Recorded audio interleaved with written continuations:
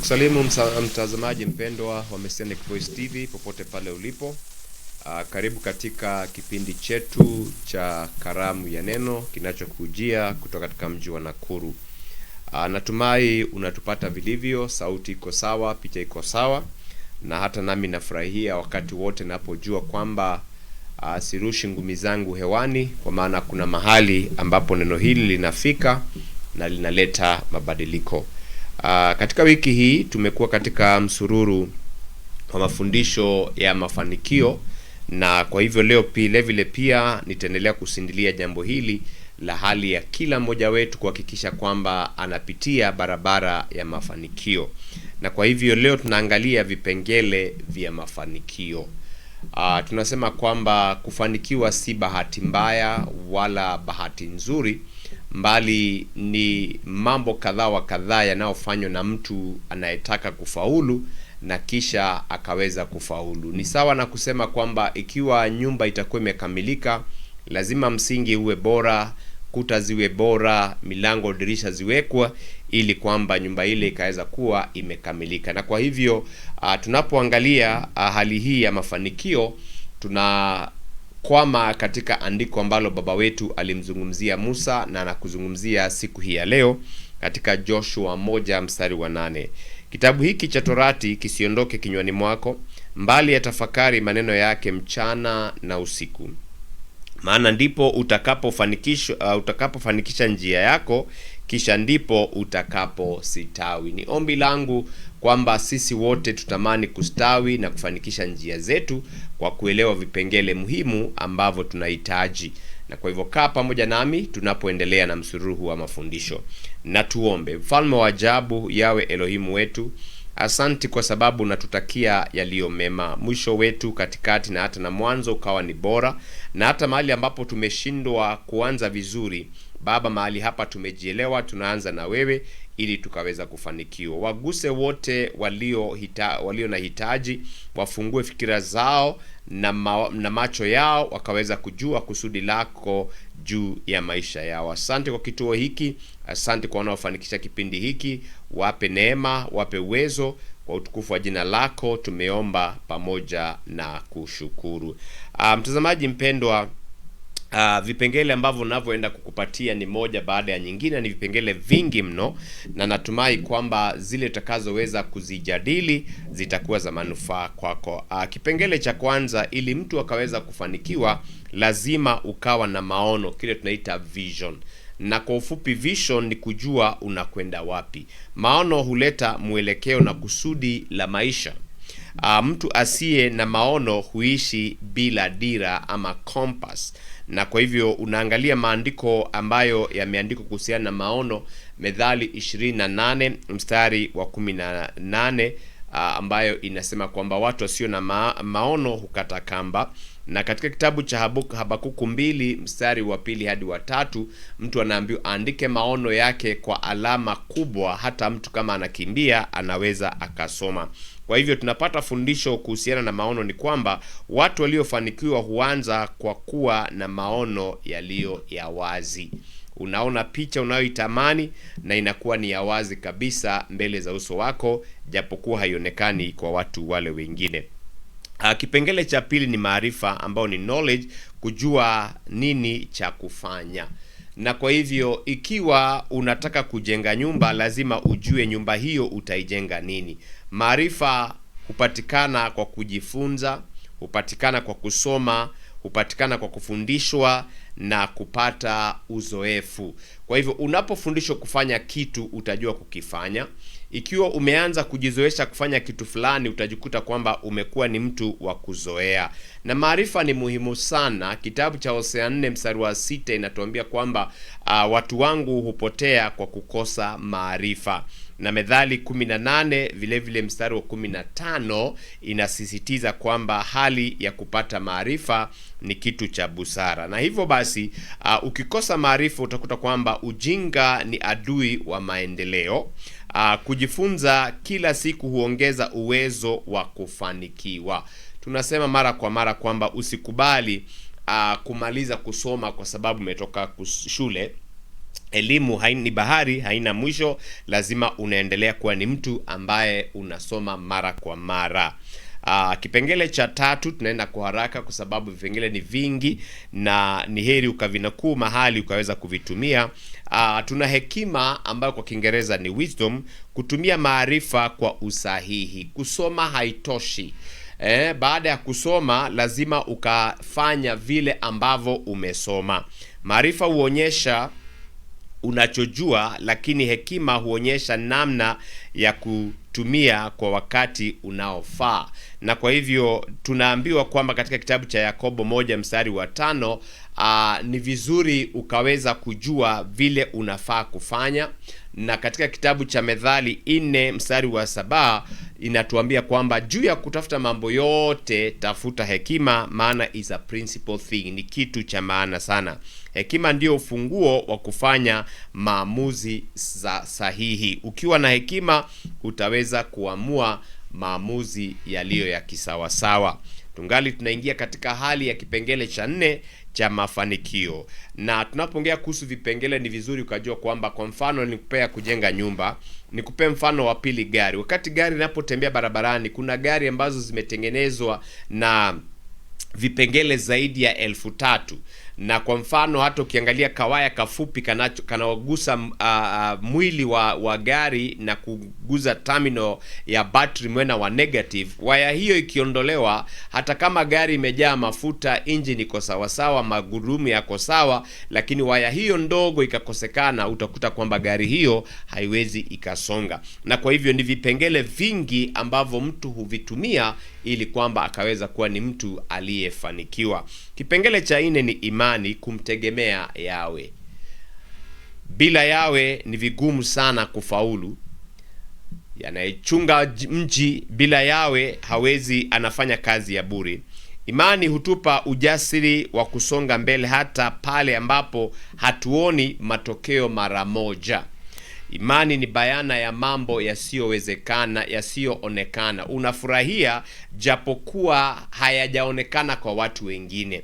Na kwa hivyo imani ni bayana ya mambo hayo. Marko 9:23 inasema kwamba yasiyowezekana kwa mwanadamu kwake Baba wetu yanawezekana.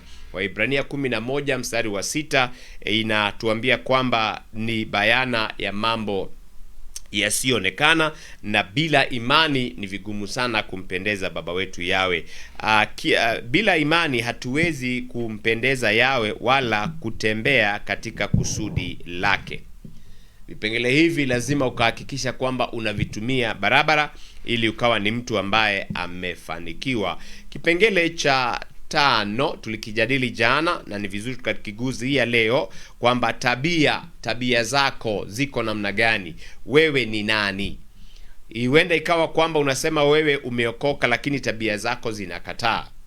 Vipaji vinaweza kukufungulia milango, lakini tabia njema ndiyo itakayo kufanya udumu. Tukataja kwamba mtu anaweza kawa na vyeti vizuri, elimu nzuri, lakini atakapopewa kazi watu wakagundua kwamba tabia zake si sawa. Urembo unaweza ukawa unafurahisha na ukamuoa binti mrembo kweli, lakini baada ya kukaa na yeye ukakuta tabia zinanuka, utakuta ndoa hiyo inazambaratika. Na kwa hivyo lazima mtu awe mwadilifu, mtu awe ni mwaminifu, mtu awe ni mnyenyekevu, na mtu awe anachukua majukumu yake impasavyo, na hatimaye vile vile anahitaji kuwa na nidhamu. Tukasoma Methali 22:1 inasema kwamba ni afadhali jina njema kuliko fedha hata na dhahabu. Jina njema hutokana na tabia nzuri. Na katika kitabu cha Luka 16:10 Biblia inatuambia tuwe ni watu waaminifu kwa machache, uaminike kwa vitu vya mtu mwingine hadi utakapopewa vyako, ukaaminika kwa vilivyo vidogo, na hatimaye utaweza kupata vilivyo vingi. Niruhusu tukaenda katika hali ya mapumziko mafupi, tukapata tangazo moja na tukaweza kuendelea na kipengele cha 6.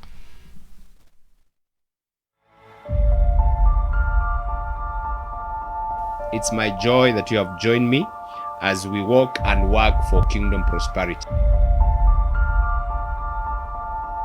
We are blessed to be a blessing. We are blessed to extend the kingdom. And that's why our show is Kingdom Prosperity. Join us for powerful teachings on how to access true kingdom prosperity and understand its divine purpose. So if you desire kingdom prosperity in monetary value, in spiritual aspect, you have to plan how you're gonna increase your capacity every day. Hosted by Overseer S.K. Ng'ang'a. Learn why Yahweh blesses His people and discover your role in working faithfully and obediently for steady and gradual increase.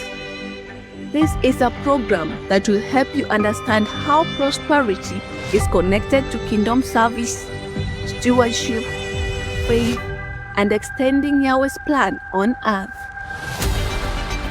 Do not miss Kingdom Prosperity Show every Tuesday from 2 p.m. to 3 p.m. only on Messianic Voice TV.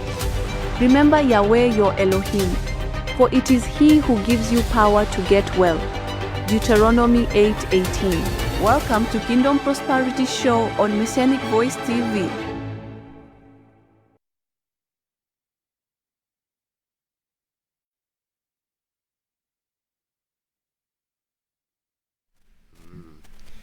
Karibu tena mtazamaji mpendwa, tunapoangalia vipengele kadhaa wa kadhaa ambavyo husababisha mafanikio, na kama tulivyosema kwamba hali ya mafanikio si bahati, mbali ni mtu anajua kutumia vipengele ambavyo huleta mafanikio.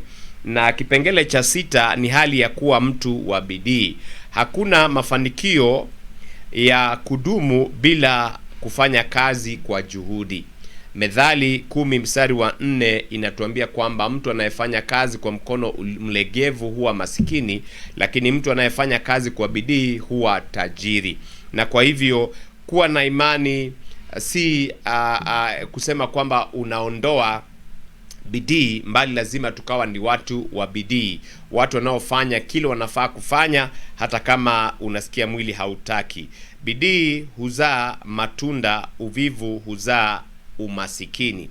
Na kipengele cha 7, nidhamu. Discipline ni somo kuu la kipekee.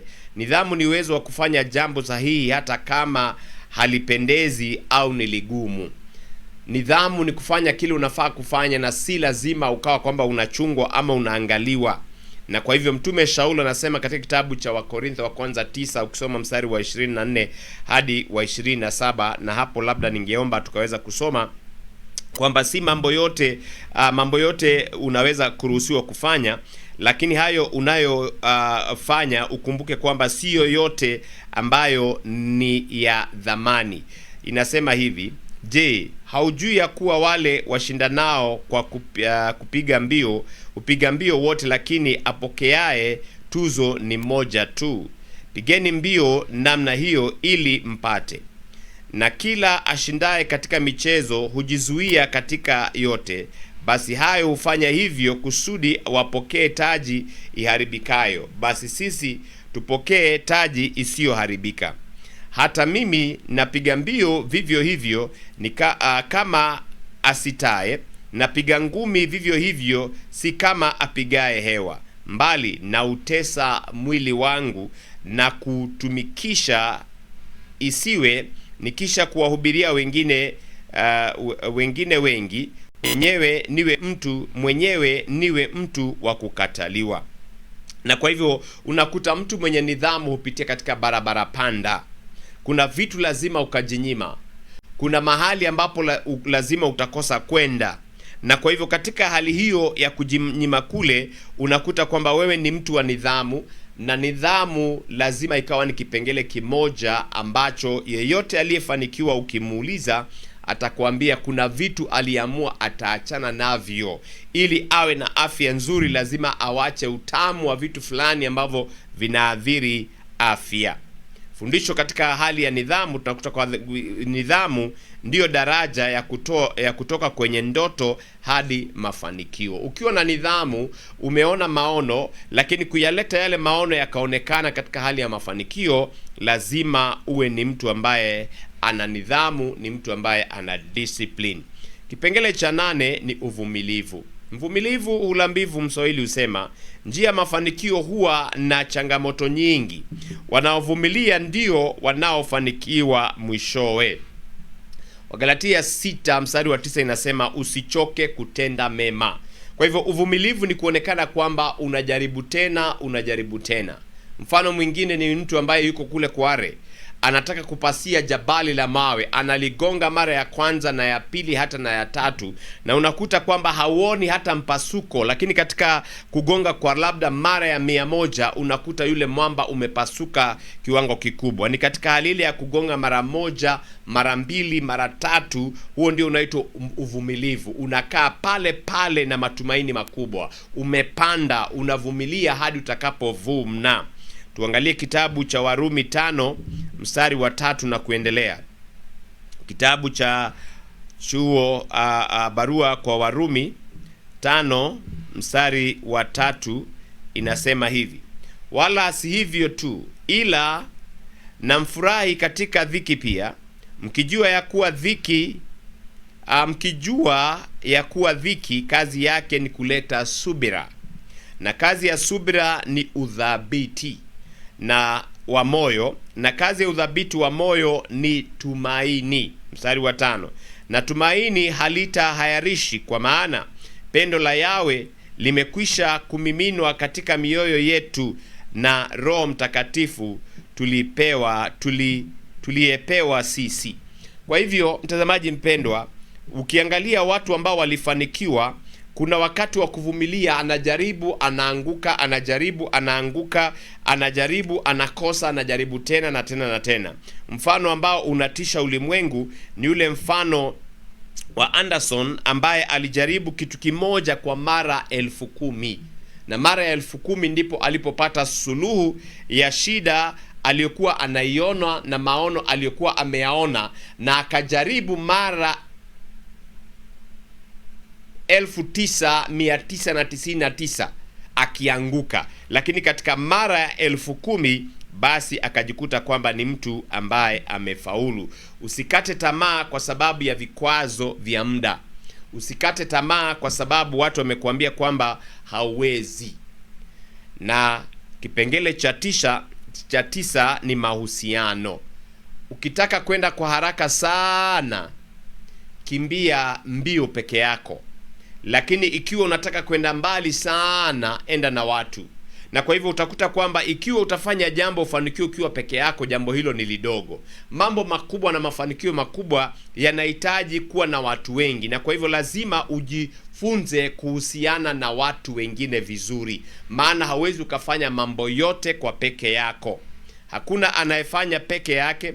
Mahusiano mazuri huleta ushauri, msaada na fursa za aina mbalimbali. Mhubiri 4 mstari wa 9 hadi 12 na Methali 27 hadi 10, Methali 27 mstari wa 17. Chagua marafiki na washauri wanaokujenga.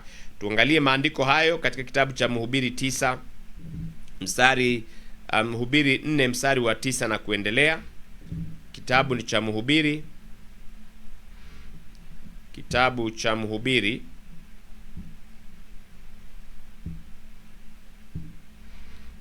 Mhubiri 9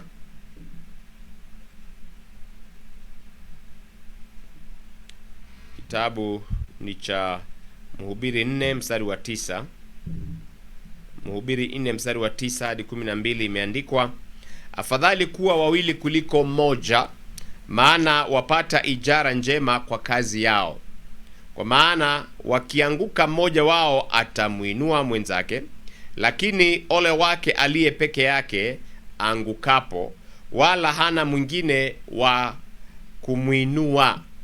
Tena wawili wakilala pamoja, hapo watapata moto ama joto, lakini moja aliye peke yake tu awezaje kuona moto?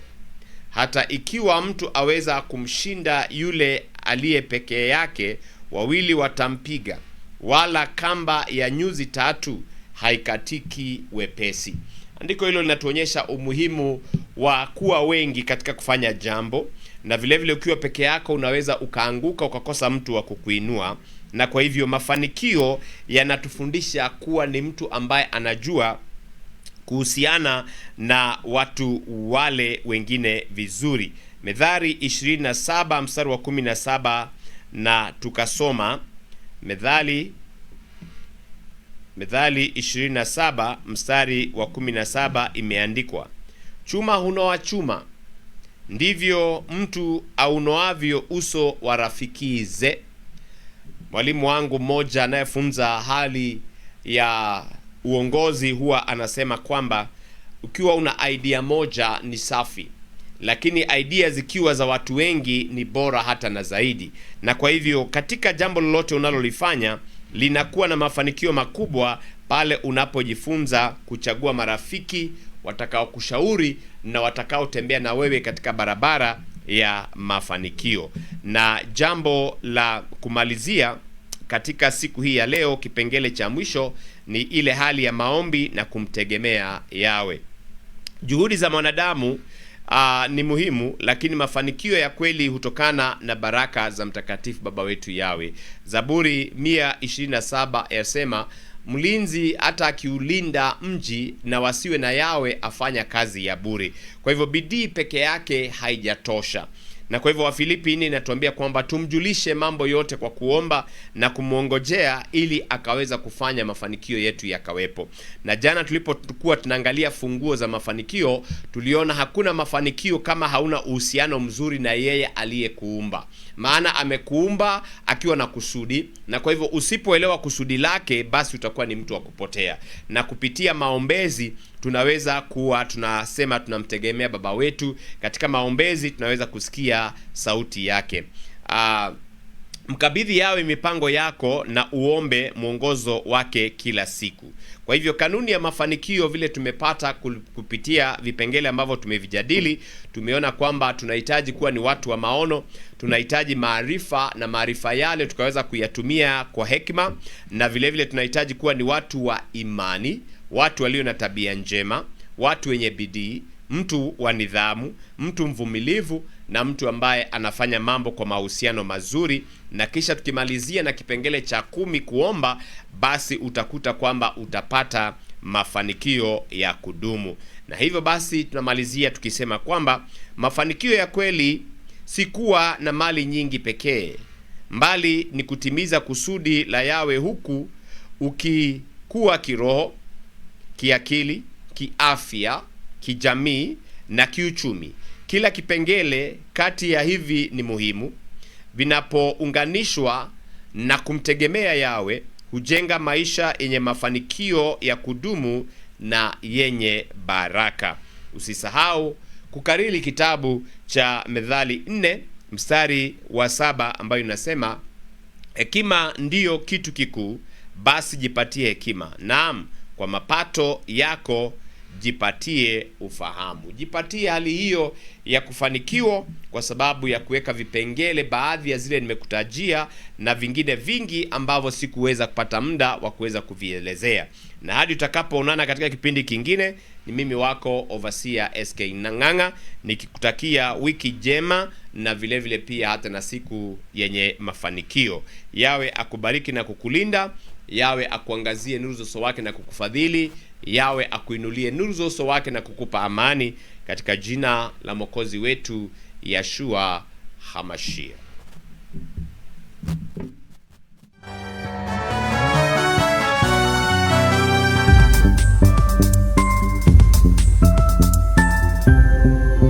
Messianic Voice TV, broadcasting grace and truth.